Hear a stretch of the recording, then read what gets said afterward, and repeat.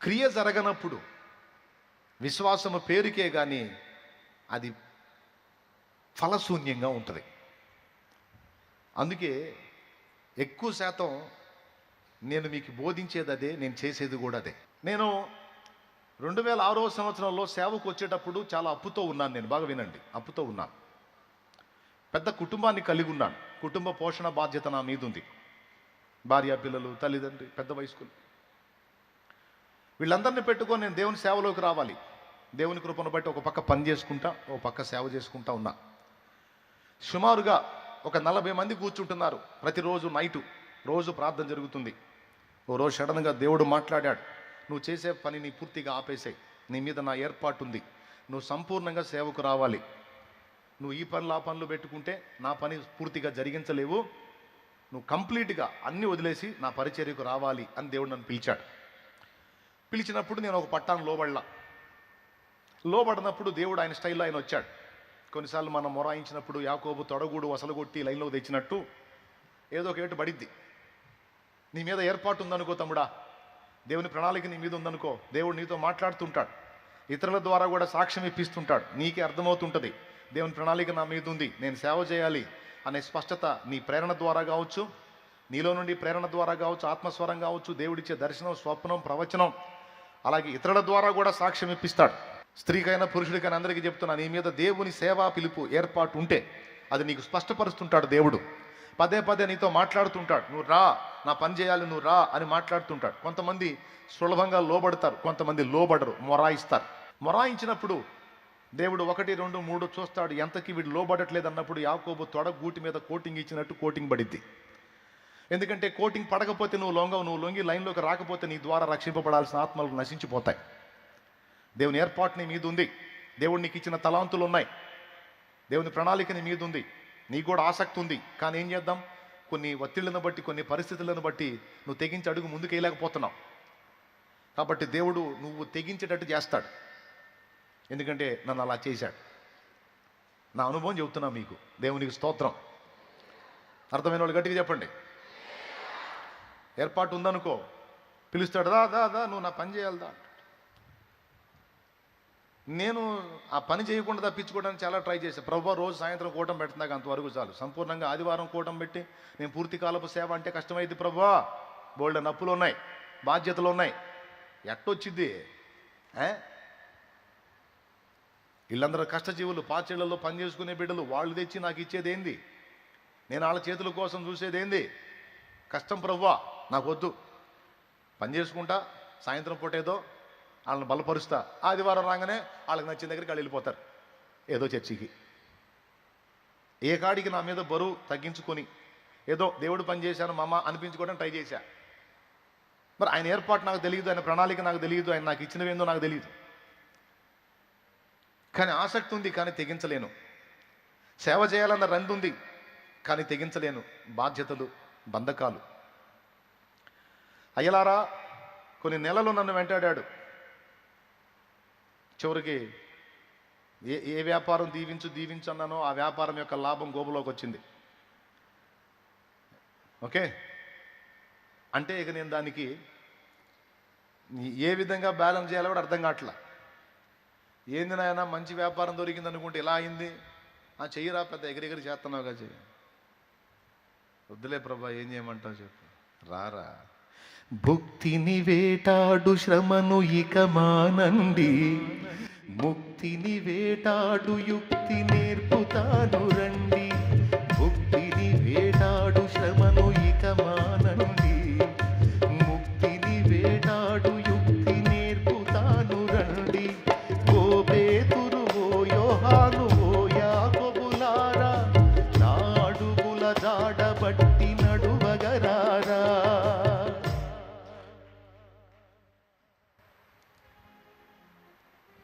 స్పష్టంగా మాట్లాడాడు. కడుపులో మండిపోయింది. సేవ చేయి అంటున్నావు, అప్పులు ఎవరు, ఎట్లా ఇంట్లో ఎట్లా గడిచింది, ఏందా నువ్వు అని ఏడుస్తా బలిపీఠం దగ్గర కూర్చున్నా. చేయాలని నాకు ఆశ లేదా, చేయాలని నాకు రంది లేదా, ఎన్నిసార్లు ఏడ్చి ప్రార్థన చేశాను నీకై వాడబడాలని ఆశ ఉందని. మరి ఇన్ని సంఖ్యలలో నేను ఉన్నా, ఎట్లా చేస్తా దేవా, చేసే వర్క్ ఆపేస్తే నా కుటుంబం ఎట్లా బ్రతికిద్ది దేవా? నా బాధ్యతలు ఎట్లా తీరుతాయి తండ్రి? నా అప్పులు ఎట్లా తీరుతాయి తండ్రి?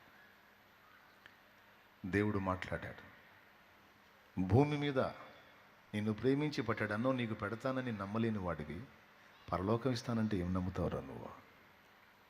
పరలోకం ఇస్తానన్న నీ విశ్వాసం ఏం విశ్వాసం? అరచు పిల్ల కాకులకు సైతం ప్రతిరోజు ఆహారాన్ని సిద్ధపరచువాడను నేను. సింహం పిల్లలైన లేమి గలవై ఆకలి కొననేమో కానీ నన్ను ప్రేమించి వెంటాడే వారికి నేను ఆకలి కొననీయను అని వాగ్దానం చేసింది నేను. ఆ మాత్రం విశ్వాసం లేదా? నా యందలి విశ్వాసం నీకుంటే మొదలుపెట్టు, నువ్వు నేను చూసుకుంటా అన్నాడు. ఇప్పుడు నా విశ్వాసము ఇప్పుడు క్రియగా మారాలి. ఎలా మారాలి? క్రియగా మారాలి. క్రియగా మారడం అంటే ఏంటి? అవన్నీ వదిలేసి నేను పూర్తి కాలపు సేవలోకి రావాలి. అలా క్రియగా మారనంత వరకు నేను అలానే ఉన్నాను.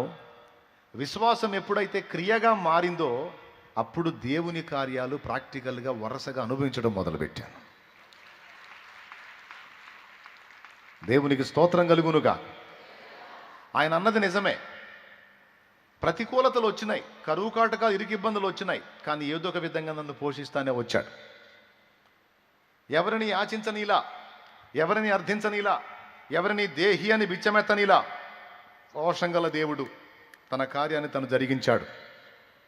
ఆనాటి నుంచి ఈనాటి దాకా నన్ను అలానే నడిపిస్తున్నాడు ఆయన. సింహపు పిల్లలైనా అదిరా ఎప్పుడు సింహపు పిల్లలైనా కొదువ కలిగి ఆకలిగొనినా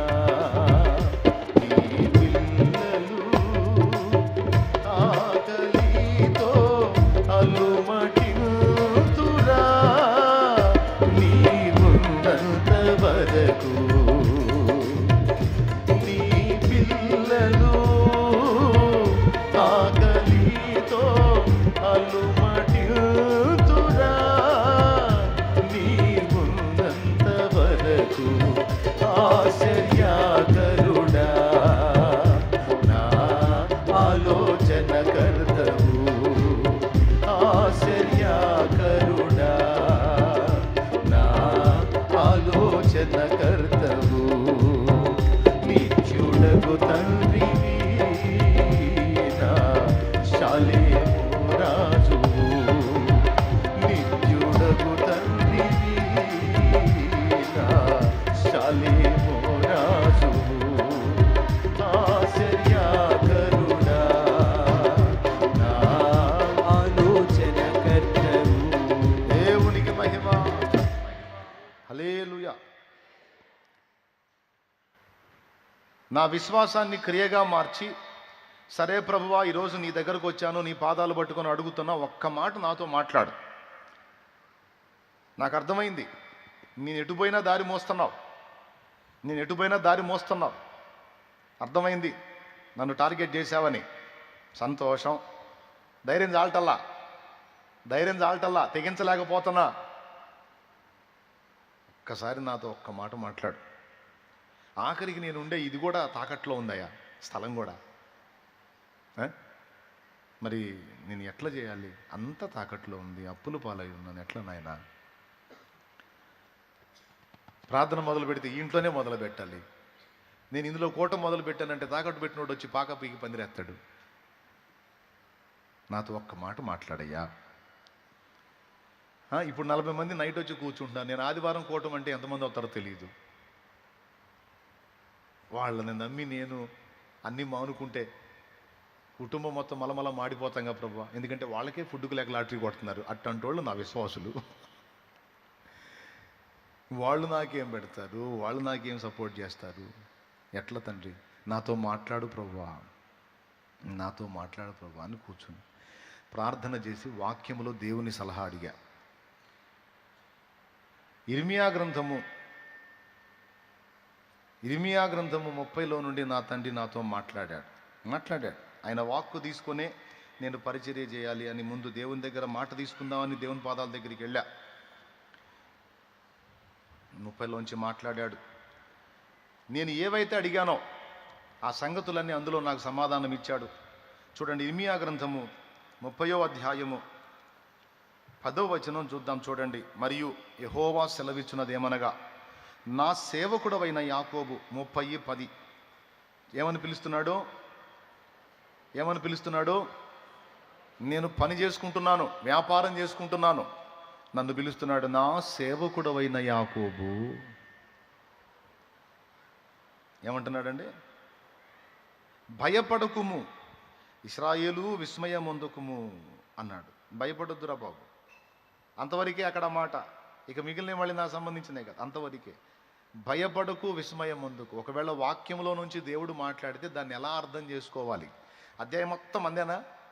కాదు, నీతో మాట్లాడినే కొన్ని స్పెషల్గా నీకు ఓపెన్ అవుతాయి, అవి నీకు అవుట్ అవుతాయి, మిగిలినవి బ్లర్ అయిపోతాయి. నువ్వు ఆ మాట తీసుకోవాలి. ఫస్ట్ ఏం చెప్పాడు? ధైర్యం చెప్పాడు. నా సేవకుడు అయిన యాకోబు, భయపడకుము ఇశ్రాయేలు, విస్మయమందుకు అన్నాడా? రైట్, అయిపోయింది. 18వ వచనం చూడండి. యెహోవా ఈ మాట సెలవిచ్చుచున్నాడు, యాకోబు నివాస స్థలములను కరుణించి వాని గుడారములను నేను చెరలో నుండి రప్పింతును. చెర అంటే బంధించబడిన స్థితి. తాకట్టన్నా కూడా అదే. దేవునికి స్తోత్రం. యాకోబు గుడారమును అంటే నీ ఇంటిని తాకట్టు నుండి నేను విడిపిస్తాను, భయపడకరా నాయన అని చెప్తున్నాడు ఆయన. నువ్వు దాని గురించి దిగులేసుకుంటావు ఎందుకురా? నువ్వు లైన్లోకి రారా, మొత్తం నేను చూసుకుంటా. నీ విశ్వాసాన్ని క్రియగా మార్చురా. ఒక్క అడుగు వేయరా, నన్ను నమ్మి నేను నీకు ఎలా తోడై ఉంటానో నీకు చూపిస్తా. సాహసం చేయరా, విశ్వాసంతో సాహసం చేయరా. ఒకవేళ నిజంగా పిరిగిబారి నేను అధైర్యపడి వెనకడుగు వేస్తే ఇంత కృప ఈరోజు కోల్పోయేవాడిని నేను. ఎప్పుడైతే విశ్వాసంతో సాహసం చేసి అడుగు ముందుకేసానో అది క్రియగా మారిందో, అది శక్తిగా మారింది, శక్తివంతమైంది. దేవుని శక్తి నా జీవితంలో అప్పటి నుంచి ఇప్పటిదాకా పనిచేస్తూనే ఉంది. అర్థమైందా మీకు స్పష్టంగా? ఆ తర్వాత ఇటు పక్క పేజీ తిప్పి చూడండి, ఏమేం మాట్లాడాడో చూడండి. అక్కడ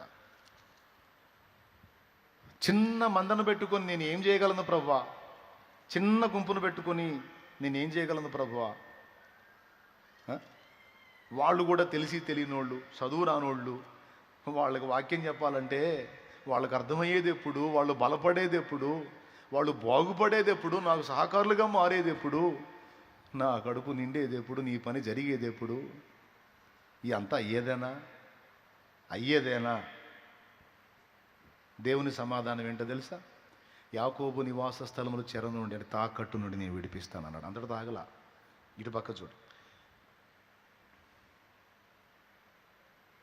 19వ వచనం చదువుతున్నాను చూడండి. జనులు తక్కువ మంది కాకుండా నేను వారిని విస్తరింపజేసేదను అన్నాడు. కొద్ది మంద వీళ్ళు నాకేం సపోర్ట్ చేస్తారు అనొద్దు. నేను వాళ్ళని విస్తారంగా మారుస్తాను, విస్తృతపరుస్తాను. అంతేకాదు, చదువు లేనోళ్ళు, పాచిళ్లలో పని చేసుకునే వాళ్ళు, వీళ్ళు ఏ పార్టీ వాళ్ళు అంటున్నావు కదూ, కాదు, వాళ్ళని నేను గనులుగా చేస్తానని మాట్లాడాడు. నీకు తెలుసా, ఈరోజు ఇన్ని సంఘాలుగా మారి ఇంత పరిచర్యగా రూపాంతరం చెందిన దీని పునాదిలో ఎవరున్నారో తెలుసా? విద్య లేని పామరులు అండి. మోకాళ్ళుని ప్రతినిత్యం వాళ్ళు చేసి మొర్రపెట్టిన విజ్ఞాపన ప్రార్థన ఫలితమే ఈరోజు తండ్రి సన్నిధి మినిస్ట్రీ సేవ.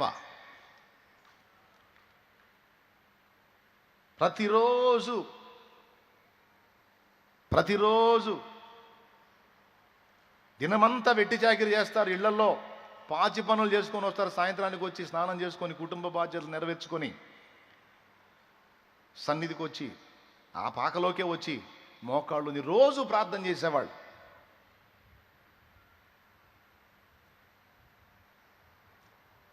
రోజు ప్రార్థన. మా అన్నయ్య ఒకరోజు నన్ను పిలిచి సలహా చెప్పాడు. భక్తి చేయాలి కానీ వాంతులు వచ్చిందా చేయకూడదు అన్నాడు. దేవునికి స్తోత్రం. ఏమన్నాడు? భక్తి చేయాలి కానీ మరి విరక్తి పుట్టిందాక చేయకూడదు. నువ్వేదో వాళ్ళకి విరక్తి పుట్టిస్తున్నట్టున్నావు అన్నాడు. నేను విరక్తి పుట్టించలా, నేను ఆదివారం శుక్రవారం కలవమన్నా, వాళ్ళు రోజు వస్తున్నారు. వాళ్ళల్లో ఉన్న భక్తిని ఆపడానికి నేనేమండి? వాళ్ళని దేవుడు రేపుతున్నాడు.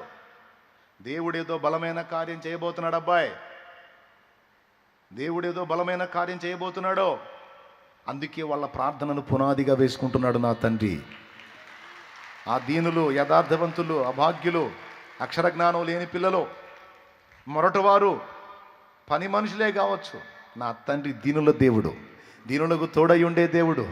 ఓ నా దేవుడు వారి ప్రార్థన వింటున్నాడు. మోకాళ్ళుని వాళ్ళు గార్చే కన్నీళ్లను పునాదిగా వేసుకొని పెద్ద పనికి నాంది పలకబోతున్నాడు నా దేవుడు అని నేను నమ్ముతున్నా. దేవుడు ప్రేరేపించకపోతే దినమంతా వెట్టి చాకిరి చేసి ఒళ్ళు గుల్లై ఉంటుంది వాళ్ళకి. అయినా సరే వచ్చి అంతను మొర్ర పెడుతున్నారు గంటలు గంటలు అంటే, వాళ్ళకి దేవుడు భారం ఇవ్వకపోతే బతిలాడితే వస్తారా? పైసలు ఇస్తే వస్తారా? దేవుడు వాళ్ళతో మాట్లాడుతున్నాడు. ప్రతిరోజు మీరు కావాలంటే చూడండి, నైటు ఇక్కడ కూర్చొని నైట్ అంతా మోకాళ్ళు ఇసి మొర పెడతా ఉంటారు. ఇక్కడ రోజు రోజు గుంపు.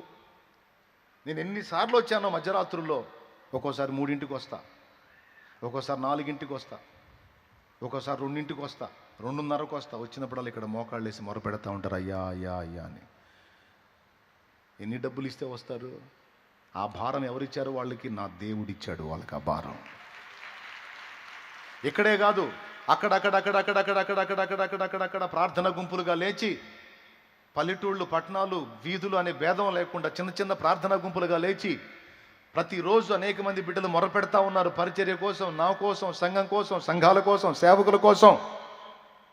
మరి ఇంతమంది ప్రార్థన చేస్తుంటే వేల కొలది ఆత్మల రక్షణ కార్యం జరుగుతుంది. లేకపోతే అది నా పనితనం కాదు, మరొక పనితనం కాదు, దేవుని కృప, పరిశుద్ధుల ప్రార్థన ఫలమది. నేను మాట్లాడుతున్నాను, మాట్లాడే మాట నలుగురికి అర్థమైంది, నలుగురిలో 3 వచ్చి బాప్తిస్మం పొందారు అంటే వాళ్ళ హృదయాలను తెరిచింది దేవుడు. వాళ్ళ హృదయాల్లో వాక్యం సరిగ్గా పడి మొలకెత్తేటట్టుగా నన్ను వాడుకుంది దేవుడు.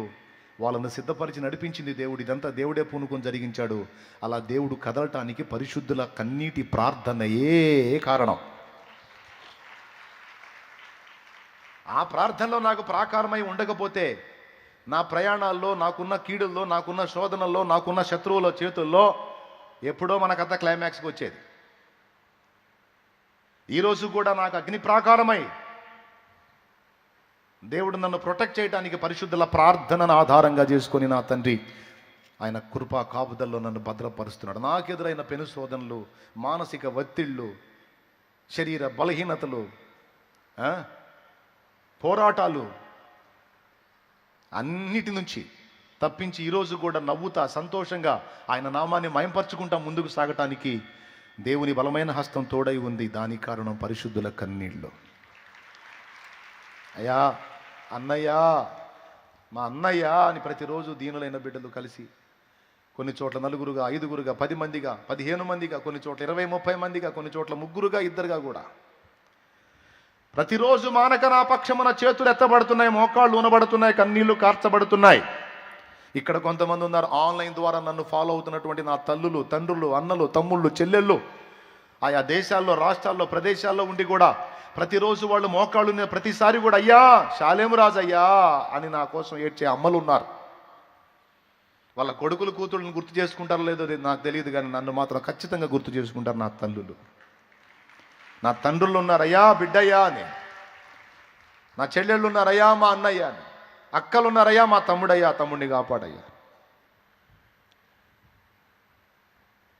పరిచర్యకు పునాది ఆనాడు ఆ దీనులైన పిల్లల ప్రార్థన, వాళ్ళ కన్నీళ్ళు.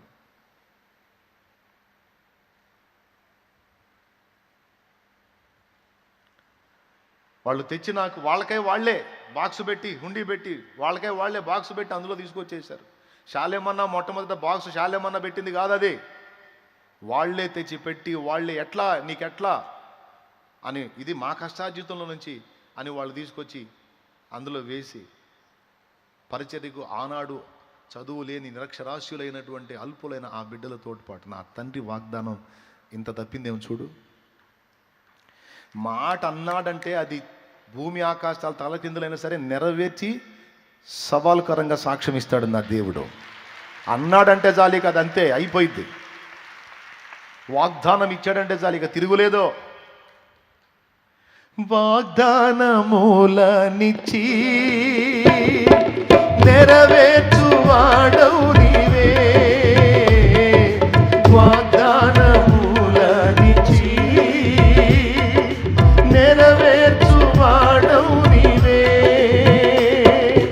నమ్మకమైన దేవా, నన్ను కాపాడువాడవు నీవే. నమ్మకమైన దేవా, నన్ను కాపాడువాడవు నీవే. నా ప్రభువా, నిన్ను నేను కొనియాడేదా, హల్లెలూయా పాడేదా. ప్రభు నిన్ను కొనివేడేదా, హల్లెలూయా పాడేదా. ప్రభు నిన్ను కొనియాడేదా.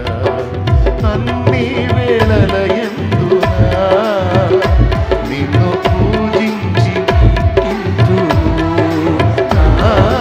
అన్ని వేళలయందునా నిన్ను పూజించి కీర్తింతును. నా ప్రభువా, నిన్ను నేను కొనియాడేదా. దేవునికి మహిమ కలుగును. నా జీవిత యాత్రలో ఏమి సంభవించినా, నా జీవిత యాత్రలో ఏమి సంభవించినా, మహిమా నీకే ఓ ప్రభు. ఇది ఏనా దిన ప్రార్థన. నా ప్రభువా, నిన్ను నేను కొనియాడేదా, హల్లెలూయా పాడేదా. ప్రభు నిన్ను కొనియాడేదా.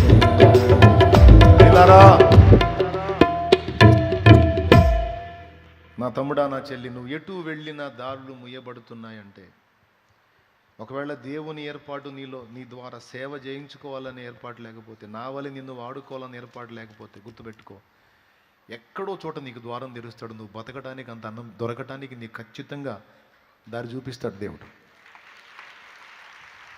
నాకు స్పష్టంగా తెలుసు. ఒకవేళ సేవా పిలుపు నీ మీద ఉందనుకో, ఏర్పాటు నీ మీద ఉందనుకో, నీకు డోర్లన్నీ క్లోజ్ అయిపోతాయి. క్వశ్చన్ మార్క్ ఒక్కటే ఉంటుంది, ఏంటి ప్రభువా? అదా ఏంటన్నావు కదా, ఇప్పుడు చెప్తాదా, నువ్వు నా పని చేయాలి నా కుమారుడా అంటాడు. అప్పుడు నువ్వు నాలాగనే స్టోరీలు ఎత్తుతావు. అప్పుడు దేవుడు అంటాడు, నమ్మలేవా అని అంటాడు. నమ్మితే అడిగే. ఏర్పాటు నీ మీద ఉంటే ద్వారములు ముయ్యబడతాయి, గుర్తుపెట్టుకో. ఒకవేళ నిన్ను ఆ విషయంలో ఏర్పాటు చేసుకోకపోతే, ఇంకొక దానిలో వాడుకోవాలనుకుంటే అటు ద్వారాలు తెరవబడతాయి. ఎందుకు నాకు ఎటుపోయినా సరే శూన్యం కనపడుతుంది అనే క్వశ్చన్ నీకు వస్తే, ఈ కోణంలో కూడా కొంచెం ఆలోచించు. ఒకవేళ దేవుని పని చెయ్యమని నన్ను ఏమన్నా ఆయన కార్నర్ చేస్తున్నాడా, నన్ను టార్గెట్ చేశాడా, ఏంటి ప్రభు అని అడుగు. కూర్చో, ఆయన ముందు కూర్చో. నేను కూర్చున్నట్టు తప్పకుండా మాట్లాడతాడు. ఆ మాటలను బట్టి నువ్వు అడుగు ముందుకి. నాకు కావాల్సిన 3 మాటలు నా తండ్రి మాట్లాడాడు. నంబర్ 1, భయపడొద్దు, విస్మయం పొందొద్దు అన్నాడు. నంబర్ 2, నువ్వు అనుకుంటున్నవన్నీ కూడా బంధకాల్లోంచి నేను విడిపిస్తాను, అవి నీకు సొంతం చేస్తాను.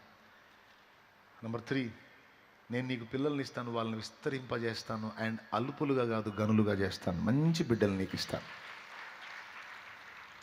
నేను నీకు అప్పగించే బిడ్డలందరూ శ్రేష్టమైన పాత్రలు, అల్పుల్ని కాదు గనులుగా చేస్తానే వాళ్ళని.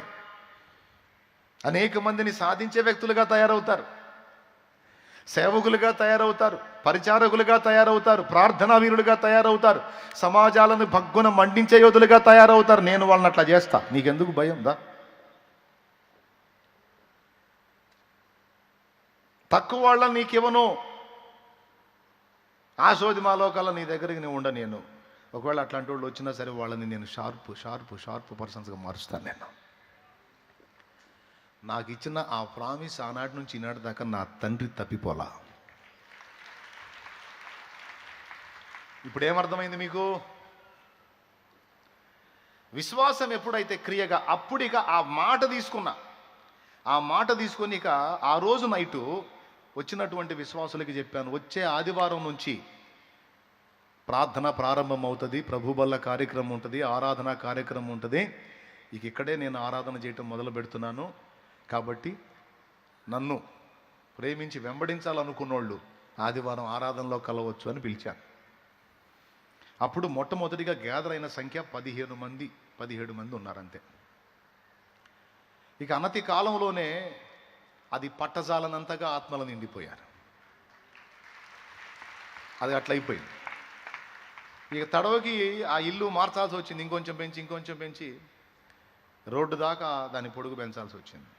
చివరికి అది తీసేసి షెడ్ వేయాల్సి వచ్చింది. అది తీసి ఆ షెడ్ అట్లనే ఉంది, ఆ షెడ్ ఫుల్ అయిపోయింది. మళ్ళీ పందిళ్ళు వేయాల్సి వచ్చింది రోడ్డు మీద, అది ఫుల్ అయిపోయింది. పక్కన వాళ్ళ స్థలం అడిగి అందులో వేయాల్సి వచ్చింది. అన్ని దేవుడి దేవల్ల ఫోటోలు ఉన్నాయి, దేవునికి స్తోత్రం. ఇదంతా దేవుడు తన బలమైన బాహు నాకు తోడుగా ఉంచి జరిగిస్తూ వచ్చిన పరిచర్యనా, లేకపోతే నా గొప్పతనమా? అందరు చెప్పాలి. నా దేవుడు తోడై ఉన్నాడు, లేకపోతే మనకు అంత సీన్ ఆడుంది. అరే, చిన్న కుటుంబాన్ని నిలబెట్టుకోవటం చేతగాక చచ్చిపోదాం అనుకున్నాండి నేను. సస్తే పోయిద్రా బాబు, బతుకొద్దు అనుకున్నాను నేను. అట్లాంటి పట్టుకొచ్చి ఇంత కార్యాలు చేశాడంటే ఎంత తోడై ఉన్నాడో చూడండి. నాకు అడుగడుగునా వెనక్కి చూపే ఆయనవే పారా గుడ్రా, నువ్వు పద ముందుకు బాగా నెట్టుకుంటా పోతాడు. అడుగడుగునా కృంగుబాటే, కదిలితే కూర్చొని ఒకటి రెడీగా ఉంటావురా బాబా, నువ్వు అయితే రెడీగా ఉంటావు. లేరా నాయనల్లే, ఏం కాదులే, అవన్నీ నేను మారుస్తాలే. అరే, డైరెక్ట్గా లైవ్లో వచ్చి మాంత్రికుడు నా మీద ప్రయోగం చేస్తుంటే ఈగ కూడా నా మీద వాళ్ళ నీల నా దేవుడు.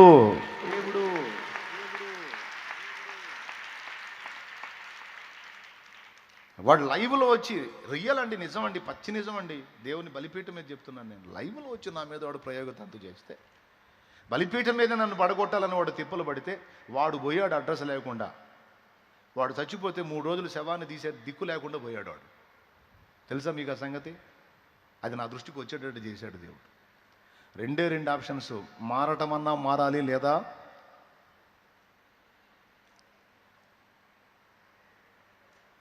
నీ ప్రజల నెమ్మదికై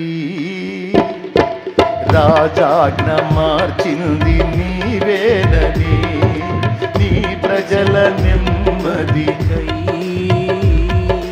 రాజాజ్ఞ మార్చింది నీవేనని, అహమును వనచి అధికారులను వెధవల చేసిన నీకు, నీ ప్రజల నెమ్మదికై